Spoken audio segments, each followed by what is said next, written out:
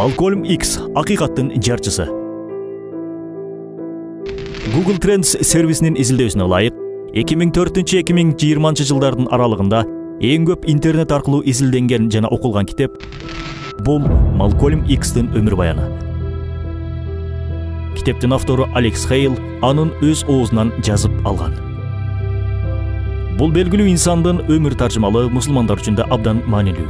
Анткени бул инсан жашоосунда 10 миңдеген ал эми өлүмүнөн соң Түштүк Америкада 3 миллион адамдын ислам динин кабыл алуусуна себепчи болгон. Ал кара түстүүлөрдүн расизмге каршы күрөшүүсүнүн символуна айланган. Тарыхта эң таасирлүү кара түстүү лидер, АКШдагы исламдын массалык жайылуусуна себепчи болгон инсан. Анын кыска жашоосу, күрөшү жана ишеними динине, улутуна жана ишенимине карабай көптөгөн адамдарда азыркыга чейин кызыгуу жаратат. Учурда батыш өлкөлөрүндөгү ислам үгүтчүлөрү бул кишини устаз жана жол башчы катары көрүшөт.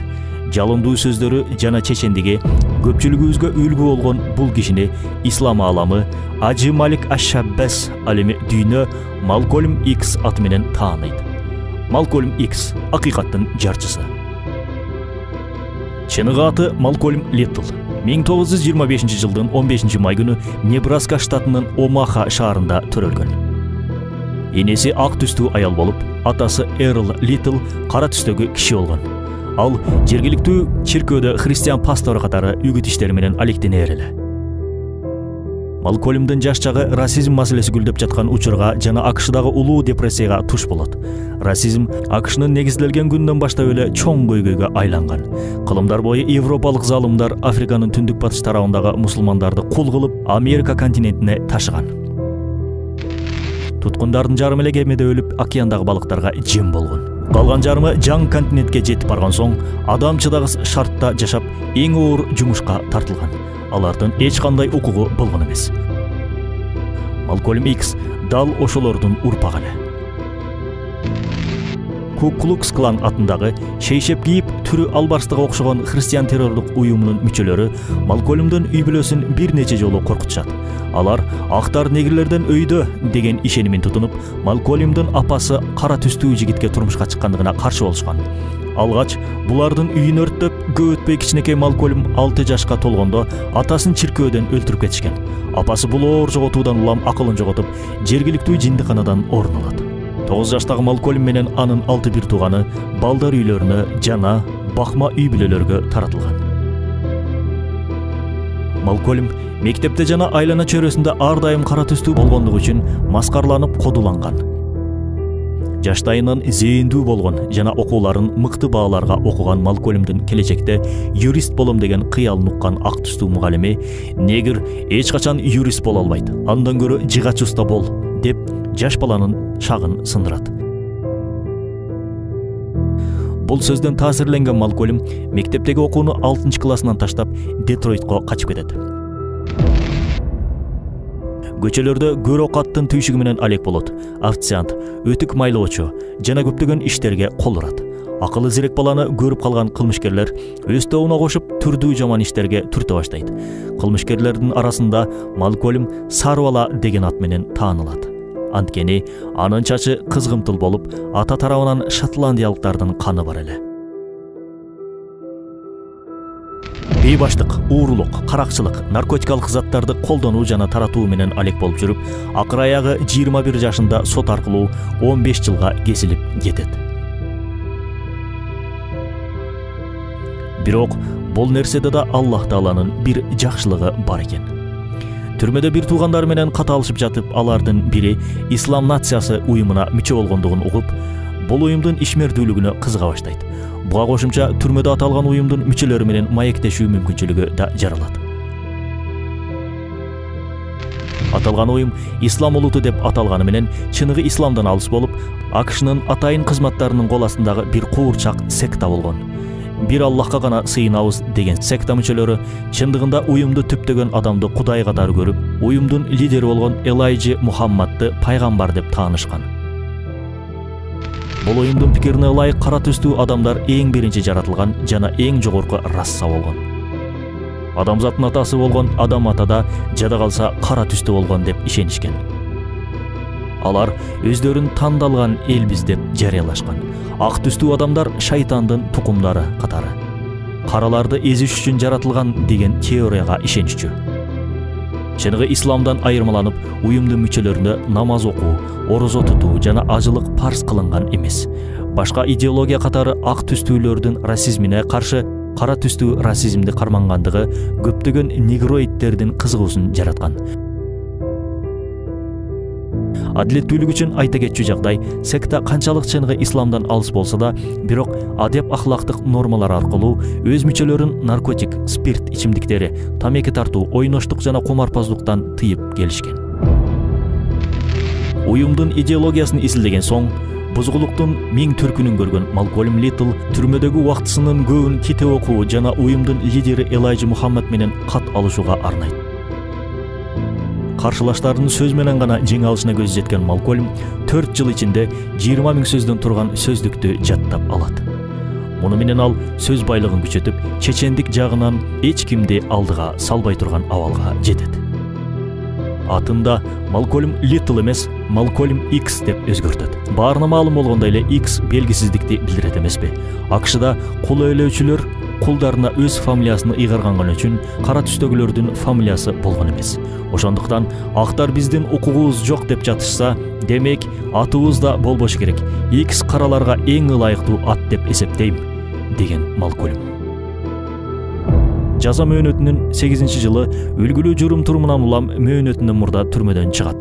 Абактан чыккан соң Чикаго шаарында Малкольм уюмдун лидери Элайджа Мухаммад менен жолугат. Ал кишини Малкольм өз атасындай көрүп, сый-урматын билдирет. Уюмдун үгүттөөчүсү жана дааватчысы катары кара түстүү адамдарды сектага чакыра баштайт. Анын артынан миңдеген адамдар Ислам улуту уюмуна мүчө болот. Арасында кийин чыныгы Ахлү-Сунна жолун тандаган белгилүү мушкер Мухаммад Али да бар эле.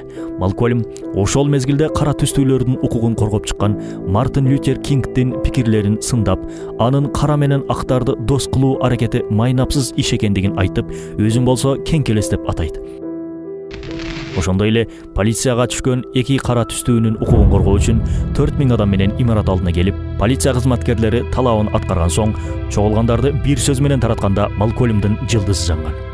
Анда укмуштуудай лидердик сапатты көргөн бийлик өкүлдөрү, эч бир инсан өзгөчө кара түстөгү лидер адамдардын үстүнөн мындай өкүм жүргүзүүгө укуктуу болбошу керек деген пикирди билдиришет.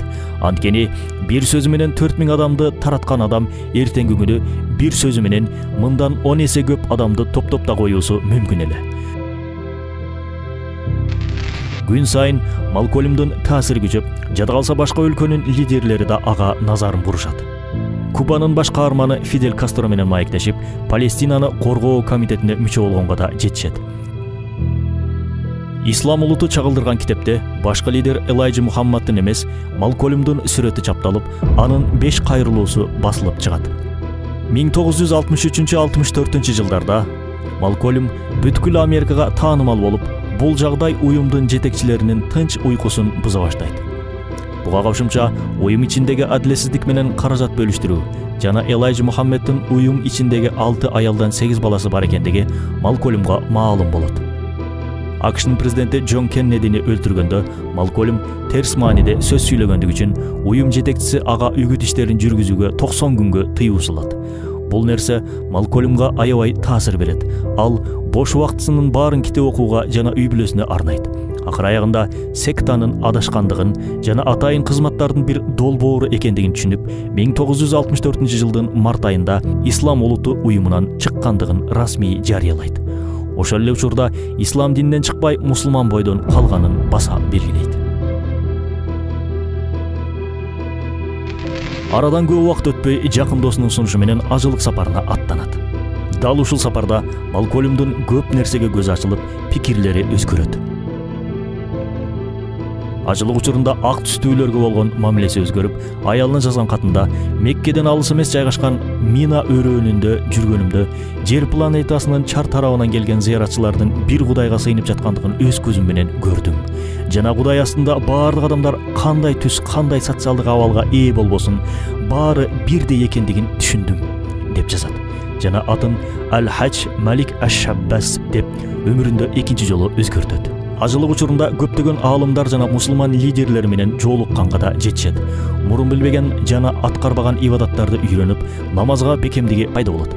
Келинчегине жазган дагы бир катында: "Сүйүктүү бетти, сен балким ишенбешиң мүмкүн, бирок азыр эле мен Мекке шаарында ак түстүү адам менен бир сапта намаз окудум.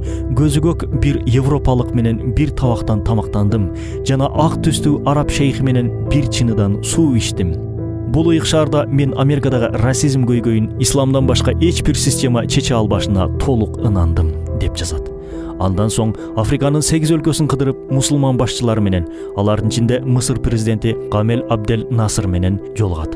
АКШга кайткан соң өзүнүн расисттик идеяларынан баш тартканын жана Ислам улуту уюмунун адашкан секта экендигин теле жана радиодон айта баштайт. Тарапташтары менен биргеликте мечит куруп, күн сайын элдерге түшүндүрүү иштерин жүргүзөт. Интервьюларынын биринде артынан ФБР, ЦРУ жана Интерпол уюмдарынын тыңчылары түшүп, өлтүрүүгө 5 жолу аракет кылганын айтат. Ошол эле учурда Ислам улуту уюму тарабынан да сатып кетти деген дооматтын артынан коркутуу үркүтүүлөр күчөй баштайт. Анткени уюмдун кээ бир мүчөлөрү Малкольмдун сөздөрүндө акыйкатты көрүп, уюмдан чыккандардын саны көбөйөт.